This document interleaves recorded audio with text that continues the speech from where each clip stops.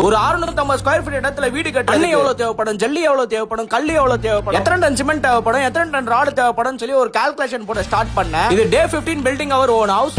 நம்ம இடத்துல பேஸ்மெண்டே போட்டு முடிக்க போறாங்க. ஆனா இந்த கால்குலேஷனை துல்லியமா என்னால போட்டு முடிக்க முடியல. உங்க யாருக்காச்சும் இந்த கால்குலேஷனை ஈஸியா போட தெரியும்னா கமெண்ட் செக்ஷன்ல கமெண்ட் பண்ணுங்க. எப்பயாச்சும் இந்த மரமண்டையில ஏறுதான் நான் பாக்கிறேன். நம்ம சைட்ல என்ன வேலை இருந்துச்சுன்னா சுத்தி 4 அடி பேஸ்மெண்ட்டுக்காக வாழை ஏத்த ஆரம்பிச்சிட்டாங்க. 4 அடி மட்டும் வந்த பிறகு ஈரக்கலையை வச்சு வால் ஃபுல்லா இந்த மாதிரி பேக் பண்ண ஆரம்பிச்சிட்டாங்க. ஏன் தெரியுமா இந்த மாதிரி பேக் பண்ற மாதிரி பேக் பண்ணாதான் வால் பாத்தீங்கன்னா ஃபியூச்சர்ல நம்ம ஆணி அடிக்கும் போது ட்ரில் பண்ணும்போது நம்மளுக்கு நல்ல ஸ்ட்ராங்கா மாதிரி நம்ம வாங்குற செங்கலும் நல்ல குவாலிட்டியா இருக்கான்னு செக் பண்ணி வாங்கணும். எப்படி செக் பண்ண தெரியுமா? 2 செங்கலையும் வச்சு ஒன்னா தட்டி பார்க்கும் போது டிங்குன்னு சவுண்ட் வரணும். அப்படி சவுண்ட் வந்தாதான் அந்த செங்கல் குவாலிட்டியா இருக்குன்னு அர்த்தம். அதே மாதிரி நம்ம தட்டும் போது அதுல கிராக் உழுவ கூடாது, ரெண்டா அந்த செங்கல் உடையக்கூடாது. அப்படி உடஞ்சிச்சுன்னா அது குவாலிட்டி நல்லா இல்லைன்னு அர்த்தம். இப்படி செக் பண்ணும்போது உடையுது, கிராக் உழுவுது, அப்ப கூட பரவாயில்ல, இது ரேட்டு கம்மியா இருக்குன்னு சொல்லி அதை யூஸ் பண்ண ஆரம்பிச்சீங்கன்னா நாளைக்கு அதனால உங்களுடைய வால்ல கிராக் உழுறதுக்கு நிறைய வாய்ப்பு. இன்னைக்கு 4 அடி சவுறு ஃபுல்லா சுத்தி ஏத்தி எப்படியும் முடிச்சிருவாங்க. டெய்லி அப்டேட் கொடுக்குறேன், என்ன ஃபாலோ பண்ணி வச்சுக்கோ.